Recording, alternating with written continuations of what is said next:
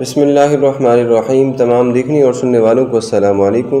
آج ہم بات کریں گے احمد بن ماجد کے بارے میں، ایک عرب جہاز رواں کے بارے میں۔ احمد بن ماجد 15ویں صدی عیسوی کا ایک عرب جہاز رواں تھا۔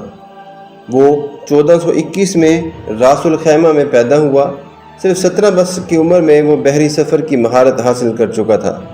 اس نے علم بحریات پر ایک ایسی کتاب بھی لکھی کہ جس میں بحر ہند، بحر کلزم، خلیج فارس، بحیرہ چین کے مغربی حصے اور مجموع جزائر میں جہاز رانی کی تمام ہدایات موجود تھیں۔ اس عرب کی یہ خصوصیت تھی کہ اس نے واسکو ڈے گاما کو ہندوستان کا راستہ تلاش کرنے میں مدد بھی دی تھی۔ اہل یورپ اس کی بحری معلومات کے بھی اعتراف کرنے والے لوگ تھے۔ اس کی کتاب الفوائد مشہور ہے۔ ابن ماجد کو المؤرخین نے تقریباً 38 کتابوں کا مصنف بتایا ہے، جن میں سے اکثر فلکیات، بحریات اور جہاز رانی کے موضوعات کا احاطہ کرتی ہیں۔ فرانسیسی مستشرق فیران لکھتا ہے کہ جہاز رانی اور بحری علوم پر جدید انداز میں لکھنے والا پہلا مصنف ابن ماجد ہی تھا۔